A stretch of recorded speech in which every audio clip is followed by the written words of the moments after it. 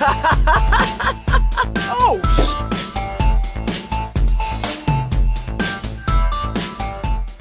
what's up, everybody, and welcome back to another episode of the Dead Funny Review Show. That was close. Whoa, I don't think that counts. Close. Ooh, nah, you got close. 2 good ones, 3 shit ones, and 1 that was close. on the line. Well, the very first one that me and JoJo did, I completely fucked that one up. I went right into it. I was like, the Dead Funny Podcast. This is my host, JoJo. Our co-host JoJo, and then I was like, hold on, wait, nope, this is definitely a review show. Wait, anyways, Falcon Winter Soldier, last episode. We got to watch it. I will say, before I jump into my first thoughts about it, the first thing I do want to say about it, kind of let down that it was one of the shortest episodes. I feel like the last episode, it was like one of the shortest ones out of the whole run. So, yeah, I was definitely, I mean, to be fair, off camera, Kelsey definitely led me to believe that it was going to be like an hour and a half to 2 hour episode. I was passing on information that I was given, and then that person was wrong, and I'm not going to say who it was, because right now the fans like this, or the community likes this person, so... So, yeah. I was trusting that person was in the facts, and they were not. I was I literally was like, talking to my girlfriend, I was like, oh, we're gonna have to watch the episode a lot earlier today, and she was like, why? And I was like, well, because I was talking to Kelsey, there's a good chance this could be like a 2 hour episode. I was like, so we're gonna have to get on like as soon as we got from work. And she's like, well, why don't we check and see how long it is? I was like, yeah, let's boot it up. So we booted it up, and it was like 51 minutes, and I'm like, I was expecting a lot more. Like a lot more. So I did the exact same thing. Oh man. And then I sat, and my husband and I went, well, what do we do for next hour? Because now we have nothing to do, because we planned on this for being 2 hours. So we just, stared and watched the paint dry. Like people do. You both are staring at me like you believe me. Oh my god. No, you could 100%. There's so much content to enjoy on Disney Plus. You should watch whatever that thing is where John Stamos is looking at you. I don't know. It's just on the menu. There's just a picture of John Stamos. I have no idea what you're talking about. No, you never boot up Disney Plus, and it's like, here's the new stuff. No, It's like Falcon Winter Soldier and something about the Mighty Ducks, and it's like John Stamos holding a basketball. Yeah, I don't spend that much time on Disney Plus. Sorry, I also don't know who John Stamos is just off of the name. Give me one moment. Guys! I think the guy from Full House. You say that like I never watched Full House. He's a famous person people are familiar with. This is. We've been over this. You might not have been on the channel when we went over this during the podcast, but have you ever seen the show The Little House on the Prairie? I'm aware of it. That's like Kelsey's life before Scott. Okay. She made her own clothes. But it's so accurate. I did not make my own clothes. Jesus. I did try to do that in college one time, and it was very bad. Kelsey's like, well, fuck this. Anyways, but sorry for that digression. I didn't expect. Okay, it was a shorter episode. There you go. Oh shit. JoJo's like, well, that's the last time I talk about fucking John Stamos. Why not? Oh man. But anyways, so yeah, Falcon Winter Soldier, last episode. We're completely done after this one, as far as for that arc is concerned, until we hear anything else about a possible season 2. Who knows? I do think it's important to kind of possibly keep an open mind that there might be more, because, they do title these season 1, episode 1 versus like, short story or something like that. So who knows? Oh, did you see the hot news that they're doing a Captain America 4? That's the follow-up. No, I didn't know. Well, I mean, as far as like for more seasons is what I was meaning. Right, like, so I think they're doing later a on movie instead of another season. Yeah. At this point.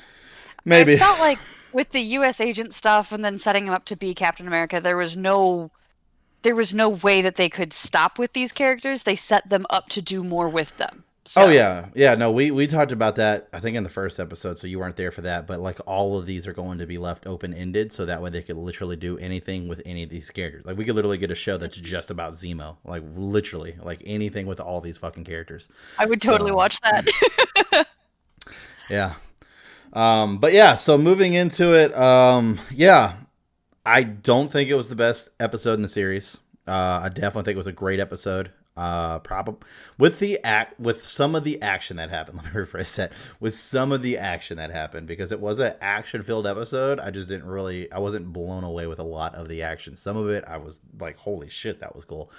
There were definitely better episodes action-wise. I definitely think there were better episodes emotion-wise. I definitely think there were better episodes, just plot and general wise, as far as that goes. So, like I said, this would probably be like in the top 3 of the episodes for me, but it was definitely a solid end for certain characters. I definitely think Bucky had a solid end. I think Sam had a solid end.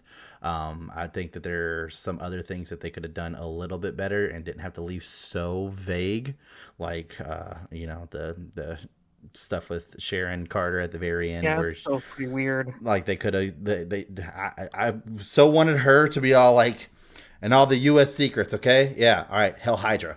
Something. Give me fucking something, right? It was so vague. But anyways, so that's just my thoughts on a couple of different things. But overall, I think that the episode was pretty solid. Pretty solid episode. Kelsey. Okay, solid episode. Totally agree. Also, not my favorite in this particular season. However, when we talk about Sharon Carter, like, I feel like she was intentionally set up to be like, Peggy Carter's obviously a paragon of making the right choices and doing the right thing for the right reason and doing that even when everybody disagrees with you and all that jazz. And I don't know why we had to take Sharon Carter and crush her and turn her evil. Like, I don't know what is gained in that narrative. And I also don't feel like we have enough, or at least I have enough background as to why that happened beyond her, being labeled a traitor and being kind of kicked out, and then her just like rejecting everything as a result. Like, a huge part of her narrative, I was under the impression, was that people never wanted her to succeed and she did it anyway. Yeah. So I have a hard time with people not wanting her to succeed and then making it harder for her, and her going, well, now I'm just going to say a big old fuck you. Like, it doesn't. She found a different way to succeed. She's succeeding on a different front, I guess. That's fair. I get you and I hear you and I agree with you, but at the same time, it doesn't sit right with me. It feels like we needed one of those things where you give us a little flashback or something to like, why? And also logistically how. Because Zemo like knew about the power broker, like when he went there, in a way it suggested it would have been a person who existed prior to him going to jail. And obviously Sharon, theoretically, we assume this all happened during like the period where people were dust. And that would have happened after Zemo was in jail. So So what exactly is actually going on there is a little confusing. Yeah, I'm with you. And I think that's one of the reasons that like this episode didn't hit as hard as I was hoping that it would. Like, it wasn't the top episode, and the thing is, I think, mostly due to things like the little Sharon Carter thing, because a lot of the other points were really good. We got to see Bucky doing his actual atoning. We got to see that, and we didn't get too in the weeds with that one to really feel that with him, but we got to see that it happened. We got to see that it's going to have an effect on him. And that effect is not necessarily great, because when you try to make up for something, it doesn't get made up really easily. And we got to see Zemo's butler, which was, I think, my favorite scene of this whole episode. And I did not expect a bunch of people being murdered to be my favorite scene, but but I really liked that. So there were things I liked. Oh, I really appreciate that too. I was having the thought like, oh wait, there's still like 3 of these super soldiers, and like, these are not like compelling actors in a way where you want to bring them back. It's like, here's that lady who kind of doubted Carly briefly's revenge. She's back. So I was happy. It was like, oh no, we blew them all up. No, we blew them up. And then Zemo finding out about them and just being like, cool, I can we're done. I'm good. Like, the list of people I still need to kill is very short. And I appreciated that. Yeah, I do wonder though if, John Walker took this super soldier serum and is kind of an asshole still. So I do wonder if Zemo is like he's okay with Bucky, and that makes some sense logistically. in a way it does not make sense for him to be okay with John Walker. So I wonder if that is still an outstanding issue. Yeah. If Zemo gets out of prison and is like, you know what, gotta kill the U.S. agent, I'm not going to be surprised. I feel like that's going to track perfectly. Now, do we know that at this point, all of the vials have either been destroyed or consumed? Do we know that? We've gotten any confirmation. No. That's the implication, I guess. We haven't gotten hard confirmation. No.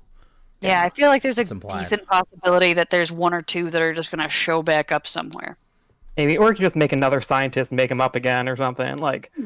They can keep inventing it a million times. It took Carly's body, found the serum still in her system, and yeah, I mean, half the characters with that stuff in the comics are just because from blood transfusions from people who had it.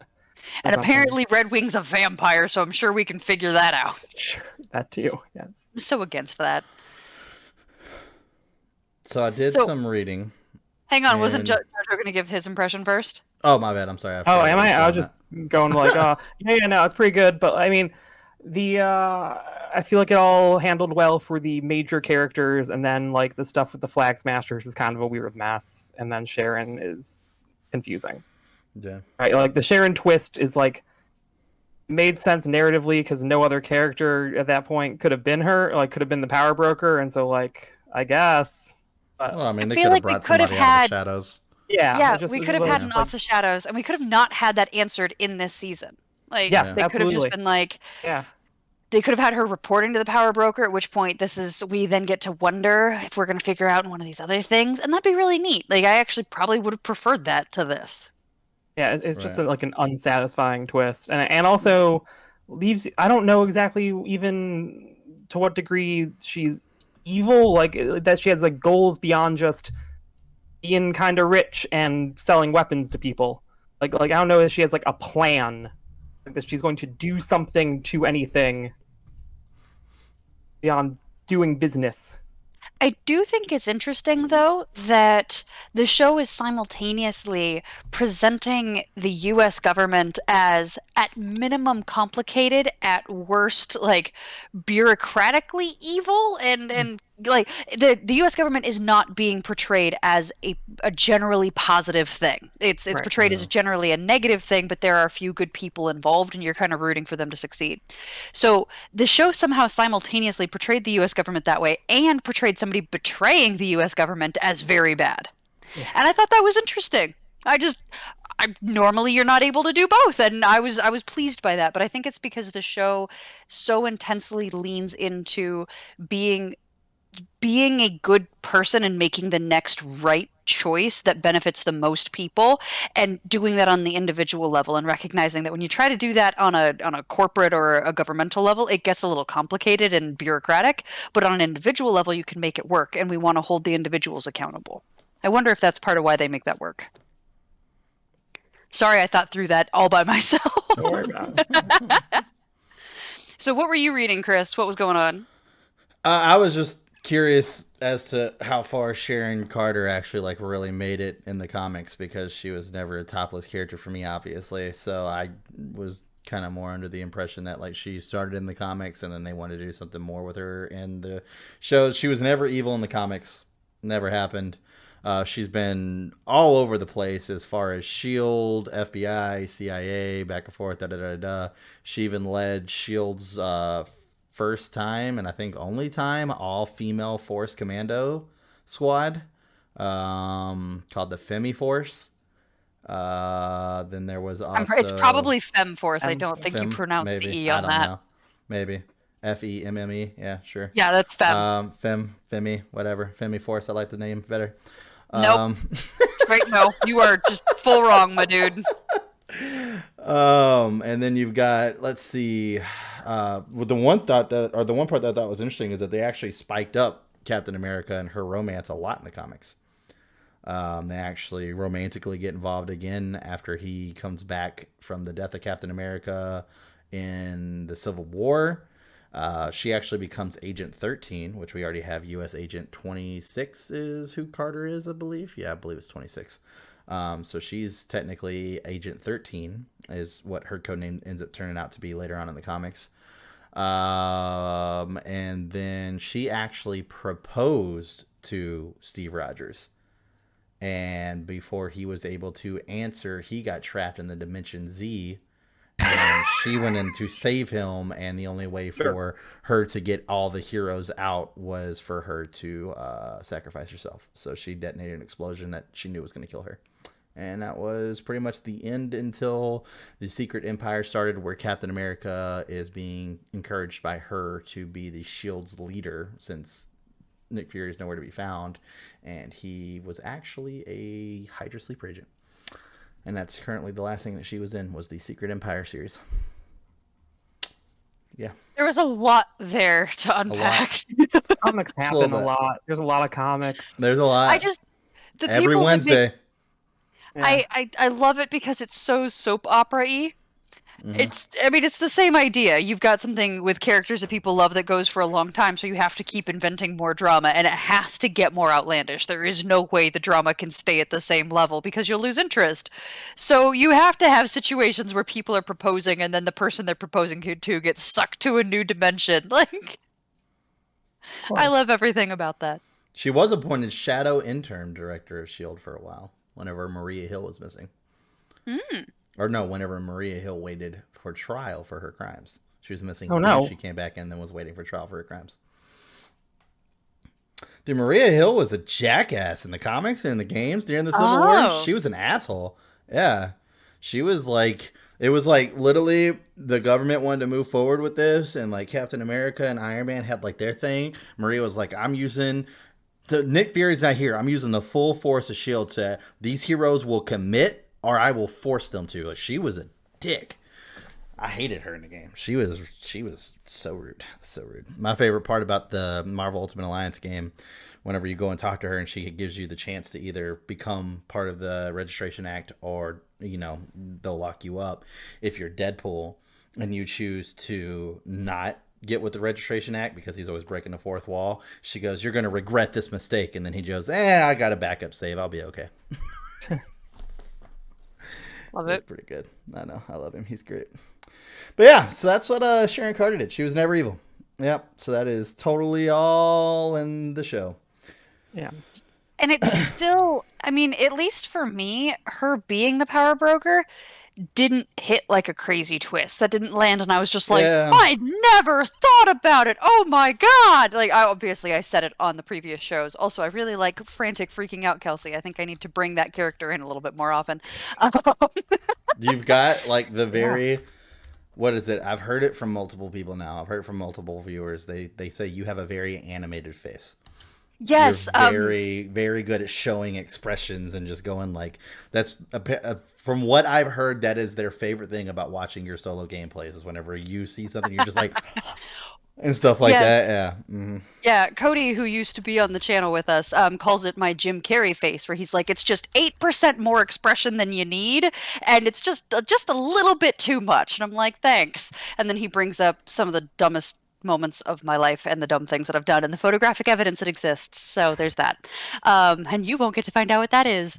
Anyways, I was very pleased to see the wings in the suit. Yep. Well, it's actually cool because once I saw, I'm such a fucking idiot. Once I saw that, I was like, I literally said it. Like, I was sitting there with my girlfriend, I'm like, oh, that's the suit from the comics. And then it just hit me. I'm like, why didn't I fucking talk about that last episode? Like, I've seen this fucking exact outfit. Like, this exact outfit. I was like, well, I'm such a fucking idiot. I literally, like, he came busted. I was like, oh, cool. That's the suit from the comics. And I was just like, oh my God. But yeah, no, that's the suit from the comics. Yeah, he looks like a badass. It was really awesome. Now, that's nice his suit from the comics, or that's somebody else? Whenever he takes over as Captain America, it's his, yeah. That's what he looks like in the comics. I do think the head part of it looks kind of silly, where the neck is connected to the goggles, but then the top of his head is just exposed. Like the ears peeking out of the holes too. Like I think they could have got away with that. Yeah. I think they could have got away with like great, a cowl. But like that top of his head looks a little awkward. The glasses are great. I love his glasses. They're great. But yeah, it was just the thing that kept getting me was like every time I saw him, I was staring at like his ears poking out of the little holes, and I was just like, this is just as weird, dude. It just feels weird. It's a little goofy. Well, it's one of those situations where these were designed like these original suits were designed years ago when fashion was very different and how we wanted our superheroes to look was very different. And so this one is pretty modern. This one new? Oh, okay. Well, that's just terrible. Yeah. That's just awful then.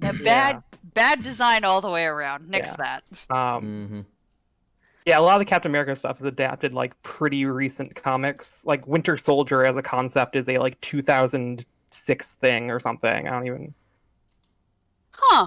Bucky was dead for 70 years or 60 years in the comics or something. And fair. So like, because I sort of stopped reading comics around then, the concept of Winter Soldier like wasn't. I was like, oh, that's a dead child. He shouldn't be here.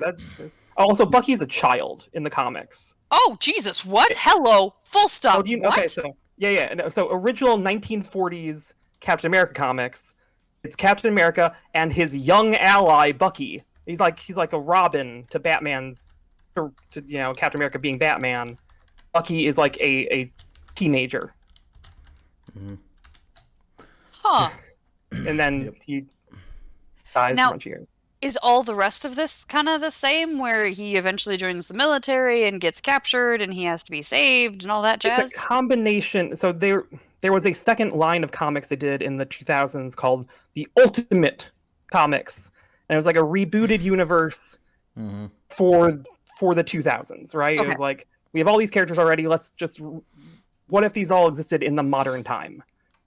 And that's where they take this version of Bucky from. Yep. Like that's the version is like roughly Steve's age and like protected him from bullies or whatever is the Ultimate Comics version of him. And that's where a lot of the designs of costumes in the movies come from too, because they look less silly because they're designed by people in the year 2000 or the early 2000s in general. So yeah. Okay. There are a lot of differences there. Yeah, you know what? He had like a full-on like Robin Sam Wilson outfit that we get too is very much the ultimate version, and not the comics version, who was originally like a pimp or a drug dealer. Well, that was his alter ego, Snap. Yeah, he was Snap Wilson, and he was he was a kid on the streets. Yep, doing kids on the streets. That's not the version we're engaging with now because they don't. Yeah. Okay, that's everything you just told me is very good to know and kind of reevaluate my understanding. Well, I mean, if you look at it this way, it's like DC's been around forever, right? I mean, Superman was like, what, 1940s? Yeah. So Batman, obviously, whenever he came out, like Marvel needed their version of Batman and Robin, and that's what Captain America and Bucky were. It was like Captain America and Bucky Barnes. Like that was his Robin. So like, I mean, he had like the full on like young patriotic suit, but it looked nothing like Cap's. He even had like the black bandit, things over his eyes, the whole spiel. And yeah, that was like the original. Every superhero had a kid sidekick at the time because they thought kids wanted to be like a kid kind of. Yeah, there's like Superboy is Superman's. Let's put kids in extremely dangerous situations. Yeah. Like, I mean, have you ever read a YA novel? Yeah. I mean, I guess I read that first Harry Potter book, so yeah. I'm sorry. You stopped reading Harry Potter after the first one? I did not care for Harry Potter as a child. I did not like it. Wow. I mean, I'm indifferent on the series personally myself, but yeah, I'm not like a diehard fan. I saw the last half of those movies and I liked those fine. Like I don't hate it or anything, but I was a fan of the movies until they killed Dobby. Then they killed Dobby, and I was like, "Fuck this! I'm out. I'm done." You saw the last half of the movies and everything in between. It was like my friends were going to go see, Order of the Phoenix or whatever, and I was like, "All right, sure." And then, sure. Fuck it. I was able to fill in the blanks. I got that they were wizards, like. I mean. I'd heard enough discussion about it to know what a Hermione was. Like it was fine. All the details you need. That's one of them. Yeah, there's an owl. Oh, that's great. God, I got that they were wizards. That's pretty good. Yeah. I'm not gonna lie. That's pretty fucking good. Oh my god. Anyways. One last comment on the suit, and then I promise I'll drop it and we can move on to something else. Yeah. as kind of awkward as that upper helmet was for him, that whatever's going on in the neck face area, like Anthony Mackie still pulled it off. Like he's still committed to it, and he didn't look uncomfortable. He looked like he was comfortable in it and happy to kick ass in it, and I really appreciated that. Yeah. Mm-hmm. Yep. All right. Yeah, I mean, like in action, it looked very cool. Like it's just when you look at him making a long speech to a senator, it kind of your eyes maybe drift up toward the exposed skull a little more. I don't know.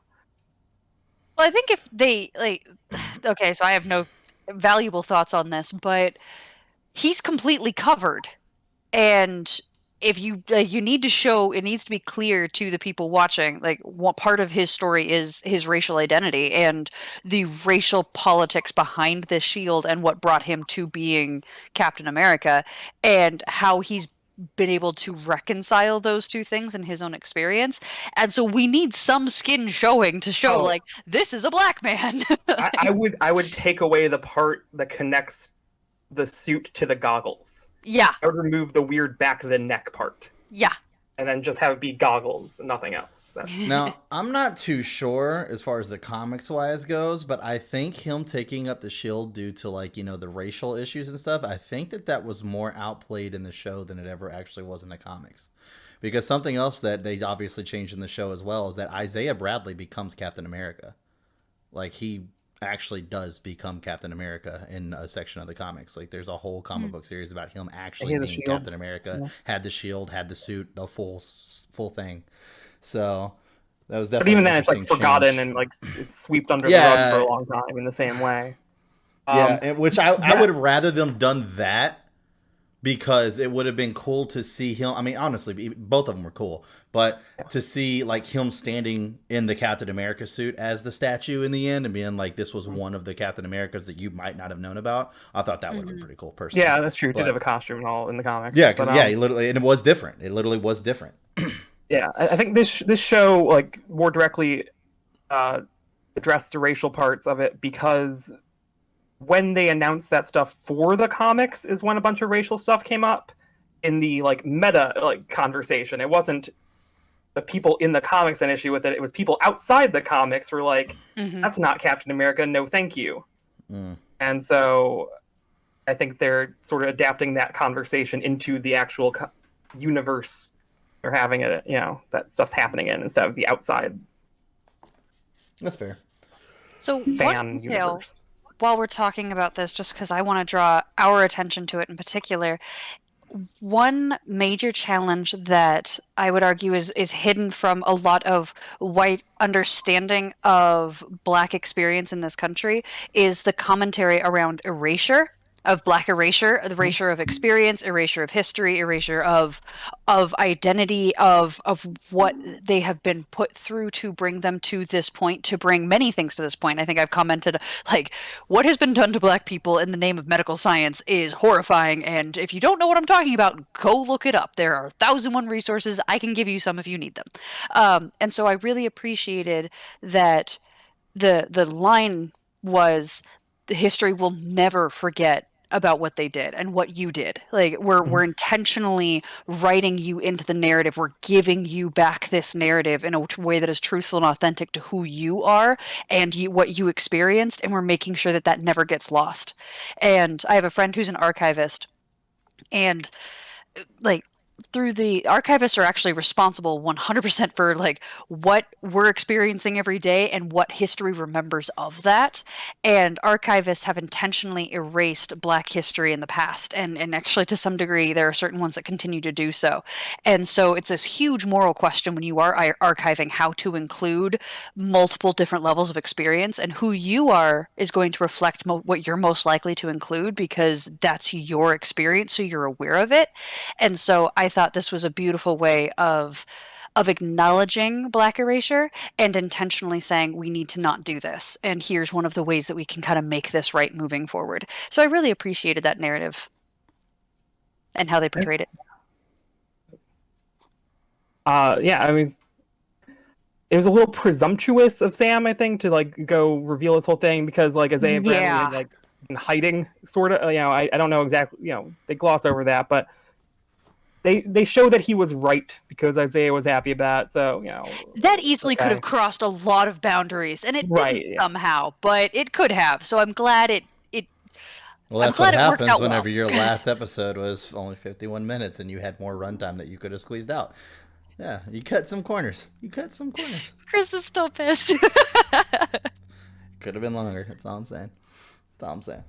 But yeah, no, I mean, like I said, it was very interesting. Like I said, there's a difference between comics and show, and it's obviously with current times, things and stuff like that going on. It's kind of nice to see, something like I know I talked about this, I want to say during the Falcon DFU, where, Stan Lee was very open about, different racial issues and stuff going on whenever he was making specific characters in the comics and stuff like that. He's always been that. So being able to see that being portrayed in the show and crossed over into the shows as well is actually really nice as well. So, but yeah, so something that will be interesting since we're talking about Isaiah Bradley is I wonder if they're planning on doing anything with Joshua X or Josiah X. Do you think that is going to be a thing, or? So that would be the kid. That's Elijah's father / Isaiah's son. Is that right? So, yeah, kinda. I assume not, because they only introduced Isaiah and Eli, and they left out the middle part. I don't know. Yeah, they left out the middle part, but I mean, it still gives them the option to do Josiah. Yeah, they could totally, if they wanted to, figure it out, I guess. But yeah, I don't know. Yeah, he basically becomes kind of like, I don't know. Would it be wrong to say he was basically like the next Patriot? I mean, that's kind of how I felt like his character was very much portrayed. The Patriot was like, I don't know him really, aside from just Star-Spangled Banner guy, and Josiah X kind of takes on that mantle, or Josiah takes on that mantle, and at least that's how I portrayed that happened, and becomes like a hero. So I was wondering if maybe they were trying to set that up, but who knows? But that would be the kid in the show, right? If I'm correct. That kid is right? Eli, I think. Oh, okay. What was it? I think they say that in the credits at least, or something. Like somehow they officially identify him as being Eli Bradley, and not okay. Not Josiah. Okay. Josiah, yeah. But I was surprised they didn't more explicitly hint toward Eli becoming like Young Avenger stuff. Like no powers or anything for him. So I wonder if they actually have plans to. It seemed like they were building toward doing one of those things because they're introducing Kate Bishop and Wanda's kids, right, and Scott Lang's kid, but then they're not really actually making any explicit moves toward it in the way I would have thought. So I don't know. Right. Yeah. I don't know. Like I said, I mean, I could see them doing something kind of like a, like with the Young Avengers aspect, where you have for a movie, if they're trying to move that way, where you have Josiah X, you have the two Wanda kids, you have what's her name, White Tiger, I believe. Was it White Tiger? Damn it, I'm blanking on so many names right now, and it's pissing me off. White Tiger. You don't remember White Tiger? She was basically the female version of Black Panther. She spent a lot of time with Power Man and Spider-Man and Nova, and she was part of Shield Academy. She's not. That's not Shuri. That's someone else. I don't know if it's Shuri though. See, that's where I'm confused, because I know Shuri at some point becomes the Black Panther. So, yeah, exactly. I don't know about that one. Damn it, dude. Oh my god, I'm drawing so many blanks right now, and it's pissing me off. White Tiger is Ava Isla. I don't think that she is the exact person I'm thinking of, but she definitely is the White Tiger. Damn it. Okay, I don't know. Daughters of Liberty. Okay, Liberty was... So Liberty was a Young Avenger, right? I'm almost 100% sure. I'm way into the fucking weeds at this point. We're going to just... Yeah, do you want to come back to reality? We're going to transition somewhere else, because I'm way in the weeds at this point. I could have swore to God she was the Young Avengers during the same timeline, and I think that she's like a whole like generation afterwards.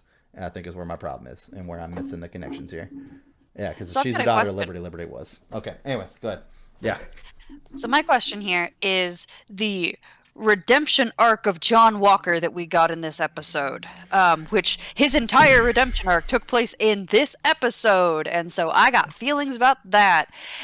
Do you feel like he's been adequately redeemed, and do you feel like that is true even in the context of his continued association with Val? Because my answer to both of those questions is no and hell no. Thoughts? I mean, so that's where my issue comes into play with the fact that a lot of this was still left way too open.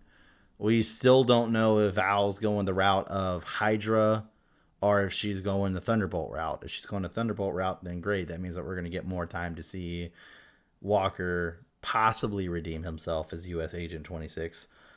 Or if she's going the Hydra route, then obviously we know where that's going to fucking go.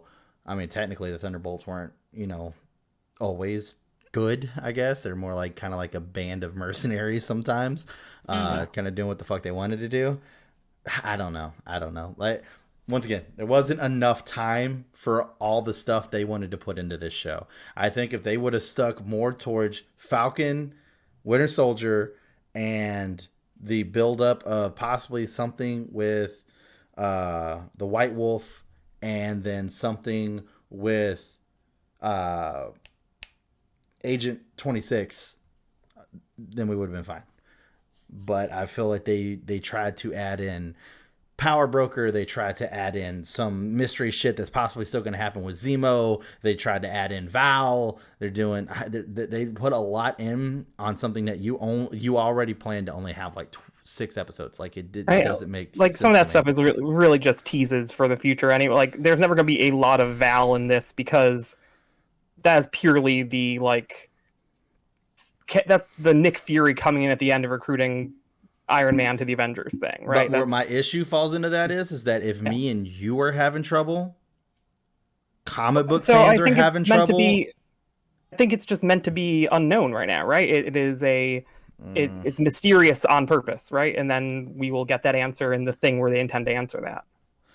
But see, I feel like if we want to talk about the mysterious aspect, I feel like the way that WandaVision ended was perfect for that. Because we saw her in Scarlet Witch outfit. Obviously, we know something else is going to happen with her. And then we hear the kids off in the distance somewhere. That was mysterious enough to be like, oh shit, what's going on with that? This is just like empty fucking everything. Like everything's just empty. Like there's no open the door, it's a fucking brick wall pasted to the fucking back of it. Like there's nowhere to go. It just makes 0 sense. Like they didn't give us anything, and I feel like that was a very lazy way to do that in my opinion. And I feel like it's because it was an aspect of, we have 2 people who were heavily in the MCU movies on this show. That's obviously going to cost them money right there, first off. It's Disney. Disney's got the fucking world as their wallet, so it is what it is. But still, budgets are going to be made. With that being said, it's like like I said, they just put too much in. That's how I'm going to put it. I don't know exactly where I want to go with it. They put too much in, and they weren't able to adequately tie things up with the on-off characters that they could potentially possibly do something with. It just seems like a lot of, if we throw a bunch of shit in here, we can later come back with projects and then tie it off later. And I feel like that's a very sloppy way to do that. And I don't feel like that's necessarily fair to like a lot of people with fan-wise, because then it's like, for instance, like let's say fucking 4 years down the road, they're like, oh, we're going to do Thunderbolts and now Val's back in play. So now I need to fucking tread back, if I don't read the comics, 4 years and watch Falcon Winter Soldier again so I can understand who the fuck she was, where she came out of in the first place, how she got with fucking US. I mean, it makes no sense. Like, there's just a lot of was, I don't know anymore, supposed to be in Black Widow also. So theoretically, this was supposed to come after that, and she's maybe going to appear at a frequency not unlike Nick Fury, in which this is just a subplot building in the background. This is something. She was just an example. Yeah. Because like they're doing the Secret Invasion TV series like next year, so this could have a payoff in the pretty near future. Right. And like I said, I mean, she was just an example. We don't have all the information. We could use like US agent, like where's he going? What's he gonna do? You know, like I mean, I can use multiple examples. She was just an example, so probably a bad example because you actually know what she was gonna be used for. It's meant to like. I'd say there's a lot of open-ended. I think it's more straightforward than like I don't think she's evil. I don't think any of this is evil. I think she's involved in the U.S. government somehow. She's just organizing a more clandestine, stealthy team that is maybe morally gray. Can do, but not like bad, and not like the Avengers where they're a beacon and everyone wants to see them. They're just going to do the secret stuff, like a Suicide Squad or whatever. The people don't need to know about. I don't know. I guess. Like I mean, she's just an example. I mean, the other ones, like I said, I still feel like we don't get anything there. But I mean, to Kelsey's point, I think Sharon Carter, absolutely, they kind of needed more time with figuring that out. I think they more or less. I don't know if they meant for John Walker to necessarily have a redemption arc so much as that bit where he was bad was supposed to be the outlier. Like, that's not supposed to be what he is. Mm-hmm. That was the thing where he went fucking crazy, and because of some stuff in his body and like rage. Like, I don't know that he was ever supposed to be he did a very bad thing, obviously. I don't know if they ever intend for him to like be a bad guy like that. I hear you. I just also, how do you reconcile that with him being portrayed as the obstacle in this particular narrative? Yeah, That's fair. I'm not trying to ask you to answer a hard question, but it was the government putting it on him in some way. Like, it was so much about him not trying to live up to being Captain America and not being able to do it and stuff, and the pressure and things. It seems to be a lot of his own weakness and failing, less than him being like. But like, obviously, yeah, he was an asshole. Also, I feel like Kelsey's trying to hit you with that gotcha journalism. How the fuck do you figure that? Ha, JoJo, you didn't even fucking read comics. Never in a million years. It was more of, I wanted to understand, and that was your final line there. He's supposed to be a good guy who's a bit of an asshole with weaknesses, not necessarily a bad guy that is bad in the universe. I think they meant for it to be out of character for him when he like that he wouldn't have done that before, and this was him coming back, like realizing that he had gone off the deep end in some way in that moment where he decides to rescue whoever instead of going for revenge. It was just be him coming back down to normal rather than like I don't know. But I will. It feels a bit watching it like in our current climate of discussion about police violence and stuff, like the idea of if this guy was a cop and he killed a guy in broad daylight, I would not be on board for a redemption arc for him, but because it's a superhero show and I know it's a comic character and I'm like expecting it, I'm okay with it somehow. Like, I think there's complication there. I don't know that it actually does work, and I'm maybe just letting it work for me because I have expectations built in already for this character. Okay. They may not have done a good job. I don't know. Yeah, I mean, I feel like the snap decision was forced, personally, myself, with him choosing to save the people over going after his. I mean, because even his walk, I mean, the motivation to make his own shield. And then, like, I mean, he showed up charged. He showed up ready to just beat the shit out of anybody that got in his way. Like, I just feel like there was a lot of charged aggression the entire time with him, literally from start to finish in the show, for us to get, like, a 30-second, I'm going to do the right thing, then get stopped trying to do the right thing, and, like, now I'm best friends with Bucky. Like, yeah, it was a pretty abrupt switch to him being, like, pals. So I feel like that was really fucked. So I don't feel like there was a redemption arc, personally. If that's what they wanted me to feel, they missed the mark 100%. Because, like I said, it's not something to me where I looked at this and go, okay, cool, John Walker's like a fucking good guy now. Like, and maybe that just might be due to the fact that from the get-go I had him painted as a villain. I don't know. Like I said, U.S. agent was always someone who was supposed to technically tarnish the shield to begin with, and with me being like such a big Captain America fan, like I had him painted out as a bad guy to begin with, so maybe that's why it missed the mark for me. I don't know. But honestly, the show did it too. Like the show painted him as somebody who had the potential to be well-meaning and had experiences that could cause him to be well-meaning, but the show always always painted him as suspect. You didn't trust him. You never trusted him. You trusted Sam. Yeah. And you trusted Bucky to some degree, but you didn't trust him. So I don't think the show was trying to make him out to be a good guy, all-American, and then you guys walked in with your comic book knowledge and were just like, no, the show was with you. Going, this guy, there's something off about him, and the show was warning the audience about that the entire time, and then he killed somebody in broad daylight in a really horrific way who didn't necessarily deserve to die, and cemented that. And then he came out with just a huge amount of aggression after making his shield. You said that really well, the charged aggression. He was very aggressive through that whole scene, and then all of a sudden was just like, nope, I'm gonna do the right thing in this 1 second, and then not only friends with Bucky, but like at a head nod, just nod, acknowledge each other, and see that we're cool kind of thing with Sam. Fuck no, the guy's got more to do. Are you kidding me? And then to see him do this whole I'm back when he was U.S. agent, like no part of that felt good. I never got to the point where I'm like, I can trust this character. I got to the point where I'm just like, you're gonna get manipulated again, dude. Like, it's coming. I'm gonna put this two ways. One way, let's say it's the way that Kelsey sees it. And then I completely agree with you. There's the lazy writing, terribly done due to the fact of time constraints, whatever you want to call it.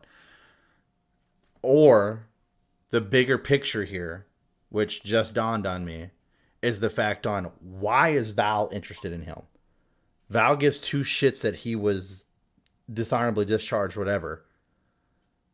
Val only got the attention of him because of the actions he did. That's why she wants him. So his whole I'm back is him just being like, I'm back in action. I'm back in a suit. Like, I'm excited to be back. He doesn't know what's in store. So if they do set up something like Thunderbolts, and Val's attention is like what JoJo was talking about, where these guys get to kind of operate the way they want to, he's going to be rewarded for that type of behavior. So he's not going to see it's wrong. And she already knows, with how quickly she was able to get him just excited just to put him in a new suit, that she's got him trained at this point already. Before she knows 100%. She knows his buttons, and she knows how to push them to get what she wants. So maybe we're supposed to be maybe we're supposed to be more looking at Val's secret motives here versus it being a quote unquote redeeming arc for him. Because I don't think that that's something until now that I was focusing on, which is more of why Val wanted him. And it had nothing to do with that. She was talking about the incident that occurred. That's why she wants him. She's okay with him just doing that in broad daylight with the shield and getting what he feels is justice, and then being able to be like, because now she has that card of your life was over until I came. Your life was done. Now I'm here. I'm the reason you have a future. I'm the reason you have a career. That's it. He is in debt to her at this point in his mind, because he seems like that kind of guy where he is just, I'm back. Yeah. So I think that depending on which route they go will definitely change my opinion. But if it's the route on how Kelsey was explaining, which was how the route that I first felt about it until just a second, it'd be lazy writing or time constraints, whatever you want to call it. I have a follow-up question, and I kind of want both of your opinions. Do you think Val is interested in him because he killed somebody in broad daylight, or do you think Val's interested in him because he took the super soldier serum? Because I think those are two separate things. I think he is a person with superpowers who now has no other outlet for them. He's a guy who is ostensibly, at least not an explicitly bad guy, is not out there trying to do crimes. And so... But he also can no longer, he's discharged from the military. He obviously cannot be like a superhero publicly in that way. Right. So. But also her knowing where that line is. That means he's he's open for the taking for her. Absolutely. I think they're both, I mean, not necessarily both the same thing, but I think that they're both valid reasons for her to want him, because now she knows where he sees where that line is, that he's willing to kill if he believes it's the right thing, to where Captain America would have never done that regardless. Like, he would not have killed regardless. It wouldn't have happened. So someone like Captain America wouldn't have fit into her group. It's a specific way he did the killing, because like we straight up saw Sam kill a few dudes in this show. During the first episode, like he threw a guy like out of a plane. Then a missile blew up a plane. Yeah. Well, that wasn't Sam. No, Sam didn't shoot the missile. He directed a missile into a plane that then had people like made it like. I think that's it's pretty reasonable to assume that like Sam has been directly related / responsible for some people's deaths in this show. But throwing the guy out of the helicopter. I mean, he had the wingsuit, so I mean, Sam knew that ahead of time. So I feel like that one's not fair. He did the killing is the part's the problem, because ultimately these guys, like specifically Sam, is like he's just a member of the U.S. military who we have accepted. In battle, they kill people. That's the military. Right. Yeah. Like not every superhero has to have Spider-Man rules. Yeah. I mean, that's fair. Yeah. I mean, that's fair. But I mean, you want to talk about the problem is John Walker Strip executed a guy. I mean, you want to talk about fucking killing fucking Sharon Carter, where she killed Batroc the Leaper. I mean, just straight. Well, I'm not even talking about that. I'm talking about the dude that she just like melted his fucking flesh in the van. That was bad. That was crazy. That was fucking brutal. That's right. Jesus. I was like, holy shit. I forgot about that. That was real uncomfortable. Did not like that. What'd you say? Yeah. That was fucked up. I thought you said that was fun, and I was like, no. That was uncool. So, some of the notes that I had up here that we haven't quite hit yet, we talked about the Falcon suit. One of the things that I kind of felt was lazy, in my opinion. I know I've said that quite a lot during this review series. Bucky falling for the phone trick. I don't think that there was enough of a established relationship between her and Bucky for him to be on the phone, giving it to him by a random person, for her to be like, oh, it's so and so here, she wants to talk to you, and him not detain her. Was fucking weird, because they're literally there to stop them, and then she was like, oh, thanks, you did your job, and then Bucky's like, fuck, I fell for it. He didn't say it, obviously, but the look on his face, like, fuck, I feel like that was very forced, like, super fucking forced, because there's no way Bucky would have gone on the phone and just had a conversation. Bigger than yourself or something? Yeah. It's like, he was in World War II. Yeah, he did. It was so weird. Thanos. Yeah, it was so weird. Like, it would have made more sense. It would have made more sense if it was Sam on the phone. That would have made more sense to me, because they had that kind of conversation. Thanos, so shut up, Carly. Yeah, I don't know, man. That whole thing was fucking weird to me. I just felt like it was just like really forced for plot reasons, so that way they could get Bucky to where they wanted him to be, versus, I guess, so that way Falcon could have this epic battle, I guess, with fucking Leaper, which I'm so pissed off that he fucking came back at the end of this show. They could have just left him out after the first episode. He did not need to go. I hate that villain so much. He's so stupid. He's the best. Oh my god. No, he's not, JoJo. No, he's not. He's just a guy who does like savate. He's got it's cool because he just is a guy you fight, and he's got a very distinct fighting style because he's a real guy who knows a real martial art. And so that's just mixes things up a bit between, a bunch of random guys who just punch, I guess. So I had that. I had that shield dome move was fucking dope. Whenever he saved that dude from the fucking helicopter and it was coming down, and he had the shield above and then the wings came across. Oh yeah, that was fucking sexy. I was like, damn, Sam, let's go, dude. I was like, woo! When he's fighting Batroc, he did strip a move that like Captain America does in Marvel vs. Capcom. Yep. He does a charging star. He puts a shield in front of him and just launches himself forward. Yep. But like real Captain America in the movies can't do that because you can't propulse yourself. But Sam's got jet. Sam's got jets. I love the way he incorporates his jet and into like like hand-to-hand combat. It's very cool. Yeah, absolutely. Which leads me to him getting the guy out of the helicopter. That scene was fucking awesome. Yeah, that scene was so fucking cool. I was like, holy shit. I didn't see any of that happening like at all. And I was like, damn. I thought he was going to do like a whole like get the dude's attention over here while fucking Red Wing like shoots the grapple thing onto him and then pulls him out of the helicopter. And then she would jump up and take the seat. I didn't plan for any of that. I was like, holy fuck.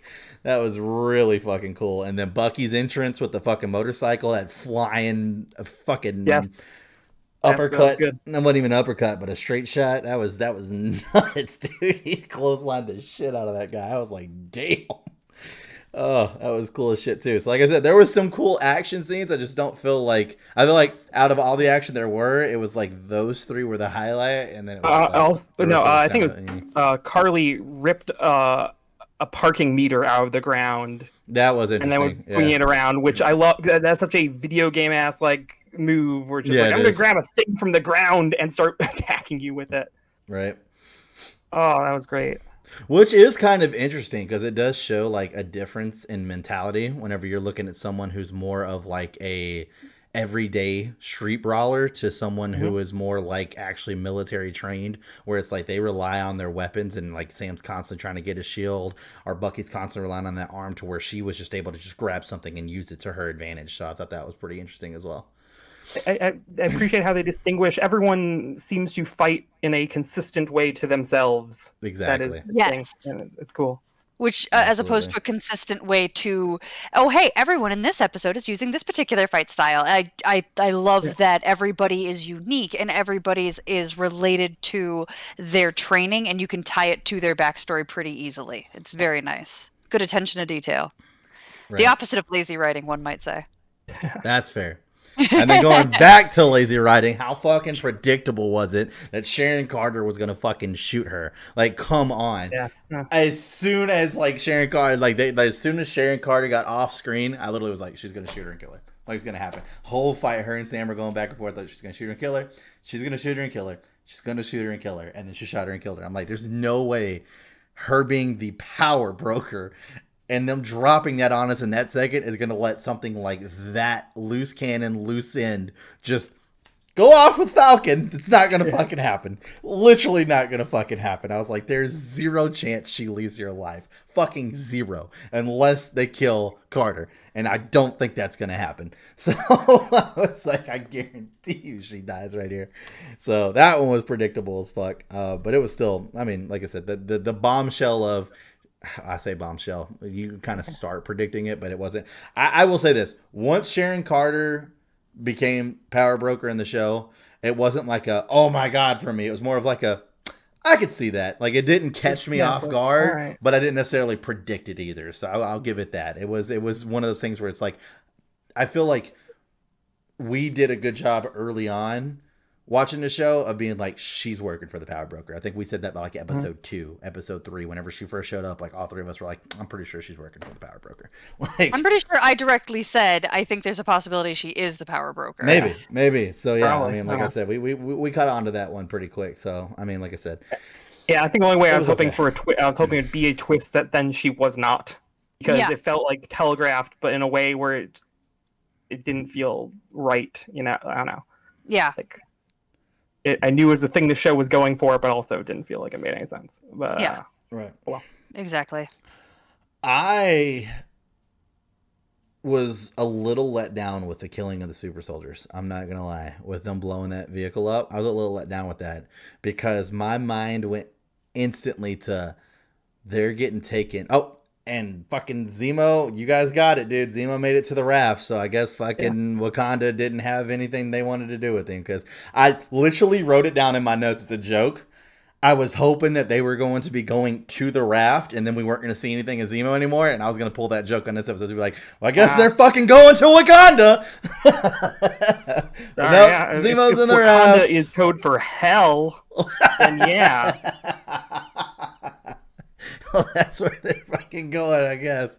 But like I said, I don't know. I kind of would have liked to have seen like them all in a cell, like next to Zemo, like him being stuck next to something he just fucking hates so much. Like that would have been interesting, but it makes sense that Zemo had like this whole like backup plan to make sure that like the super soldiers were gone. So that makes sense, like with his character. So I was like, okay, that's fair.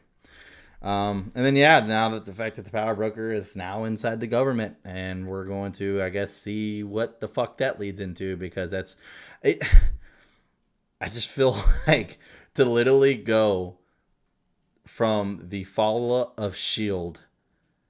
and then like maybe it's been like what a 2 years time to automatically the government's already fucking infiltrated again by something else that we don't even know. It's like Jesus Christ, guys, get your shit together. Yeah. Like we had Hydra all throughout, and now we have this. Like what the shit? So yeah, is what it is. Maybe she's a Skrull. That would fix it. Just say she's a Skrull. That does look like I could definitely see that becoming their like we fucked up type deal where it's just or that's the plan. Like they're going Skrull direction overall. So we didn't see a Skrull this show though. I'm upset about that. I was hoping that we were going to see like a Skrull every show, at least one, until we got to whatever show that they're going to do that's going to have all the fucking Skrulls in it. This was supposed to come before WandaVision originally, so maybe. Maybe the plan was WandaVision be the first Skrull you see, and then everything after that. So maybe Loki will have some fun Skrull. Loki is a Skrull. Oh, yeah. Shit. Or we've seen, isn't like the whole point of the Skrulls that they can take on anybody's appearance? And so, in theory, isn't it possible we have seen them? We just don't know. Oh, for sure. That's possible. Yes. Yeah. In the actual comics, not only could they take on appearance, they could also take on powers.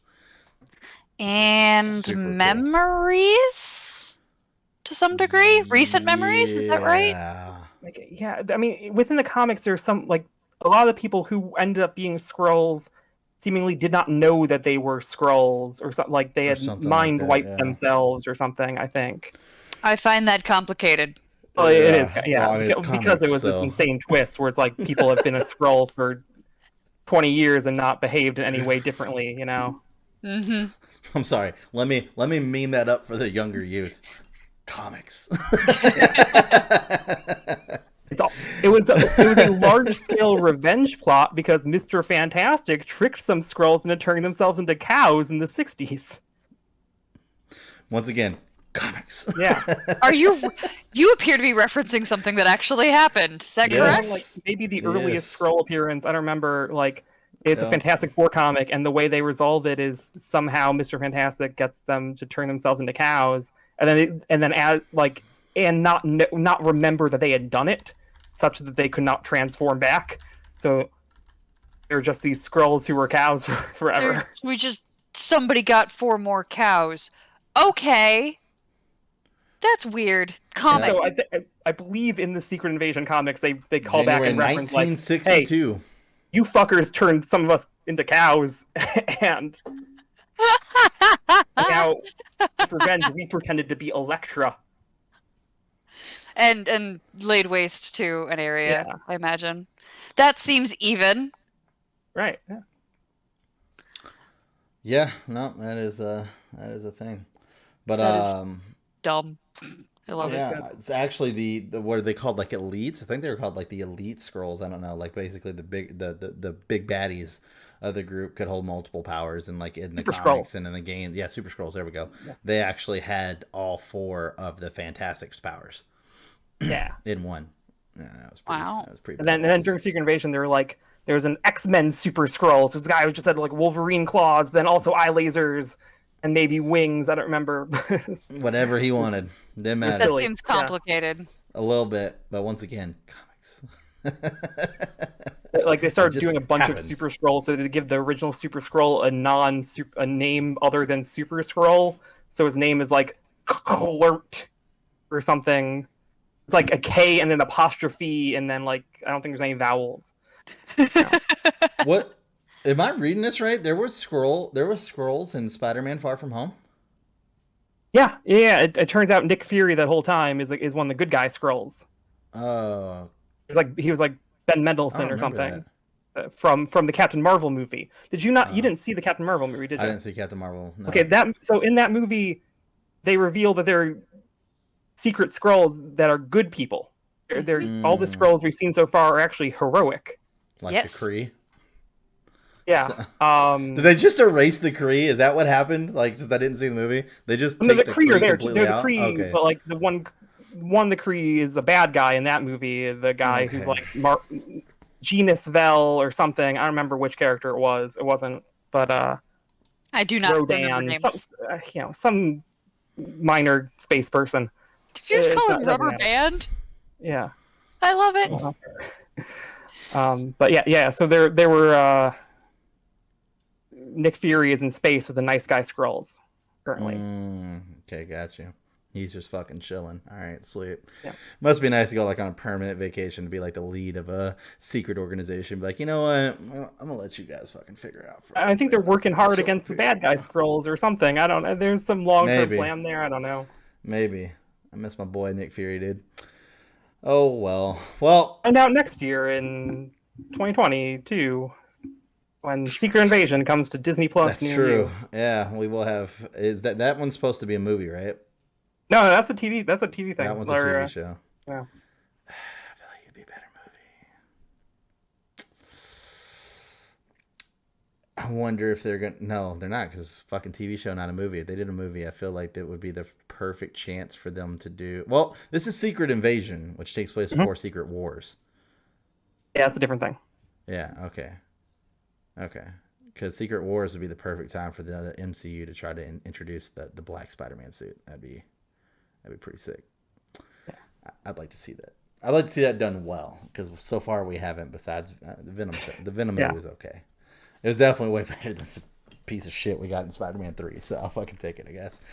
Oh well. Since we're at the end here and we're wrapping up the show, we should probably finish off with our final thoughts on the Falcon series here. So overall, as far as the show goes, I actually think I ended up enjoying WandaVision more than I did this one. I think I actually enjoyed that a lot more. I think that, like I said, was very rough couple episodes, but I think it ended extremely well. Toward this one, I think started really good and then kind of not necessarily ended bad, but ended neutral. So it didn't leave me going, man, dude, it's season 2. Or like, it didn't leave me at the end going, holy fuck, I can't wait to see what happens. The end of WandaVision, I was like, bruh, I can't wait to see Scarlet Witch or whatever, and whatever she's in next. Like, what the fuck is it going to be? Like, I was super pumped. So, and I also want to know what the hell's going on with the kid situation too. See, that's how you do the mystery, JoJo. You don't just fucking leave just random vague shit all over the place and hoping that people will pick it up. Anyways. I guess he's attacking you as though you're the reason for this. I am. What are you talking about? I have my aggression to go towards JoJo because I can't That's all right. Marvel. So, yeah, exactly. It's all good. But all in all, I do think it was a good show. Definitely worth a watch. So if you didn't watch it and you're waiting to hear whether we think you should watch it or not, that's my thought process. I definitely think you should give it a watch if you're into the MCU, because it could have some very useful information down the road for certain characters that may or may not be in either one TV shows or 2 movies. Yeah, if you haven't watched this and you're watching us instead, you've made weird and bizarre life choices that I don't totally understand or support. Go watch it. There's a massive population out there that likes to watch people review stuff and get views from them before they actually go watch it themselves. That is interesting. That's so why I start off every episode the same way, with going, if you're here and you don't want spoilers, leave. If you do want spoilers and you don't care, you can stay, because a lot of people will do that. There are people that will actually do that. But the wait for us to put out 6 episodes in response to something before they're like, I guess I'll give it a chance. Some people will do it. I will say this. It's more popular with doing it with movies than it is TV shows, because TV shows do take so long. It's more popular with movies, where it's like, for instance, like Mortal Kombat. Like, let's say that didn't come to HBO and I was like really on the fence on whether I wanted to go see it. Maybe I watched Dead Funny and I want to hear JoJo's thought on how he thinks there's going to be multiple fucking movies of Mortal Kombat and whether or not this one was good. Then I might go watch the movie, you know? So Mortal Kombat had the biggest HBO Max launch ever. Not HBO Max, yeah. Outdid Wonder Woman 84, outdid Zack Snyder's Justice League. So that's fair. That's fair. That's fair. I'll give you that one. I can't argue that. But anyways, so yeah, that's my thought process. Kelsey, where are you at with Falcon Winter Soldier is now that we are officially done and we'll be moving on to the next Marvel project, which will be Loki, which I know all three of us are super fucking pumped for and excited for. So genuinely enjoyed it. Would definitely recommend watching it. When you binge a show versus when you watch it as it's coming out weekly, it hits different. And so I'm wondering if you binge this, if you have waited this long to watch it, and you binge it, my guess is that ending is going to hit you a little higher than it may have hit us, just because by binging it, you're still going to be off the high from 2 episodes before, and you're going to have just the momentary lull of like, and now we're done kind of thing. So I anticipate that this will be different if you're binging it, and honestly, definitely worth the watch. Like the emotional beats that it hits are incredibly valuable and very important. The conversations that it starts are incredibly valuable and important. And Anthony Mackie and Sebastian Stan just brought it and did a great freaking job. And I think you should watch all of that because it was a well done show, and I very much appreciated that it existed. Loved it. Genuinely enjoyed it. That being said, one thing that me and JoJo talked about on WandaVision, I went through out there, and this is going to be a no for me, so we'll see what it is for Kelsey. Do you think the show has any rewatchability? Yes. Okay. Yeah, sure. That's fair. For me, WandaVision only got it because of the mystery. I felt like if you went back, and it would be cooler to go back through the episodes and try to see if you could see like the Dark Witch doing stuff behind the scenes that you didn't quite notice the first time. So I didn't do it. I said I would. I haven't done it yet, but it's there. I don't know if I would go back and watch this show because I feel like the one time was enough, but I might be wrong. Maybe one day down the road I'll be like, you know what? I really want to watch Captain Falcon. God damn it. Did it again. Falcon and Winter Soldier. There we go. Now we finished it. In this last episode where a guy in the crowd was like, is he Captain Falcon now? Or something. Someone said the word Captain Falcon. No. And I never, because that. Yeah, he did. You're right. That's right. I was just thinking about the end whenever he said it's Black Falcon, and he goes, "No, it's Captain America." But there was that too. Yeah, Captain Falcon. Gotcha.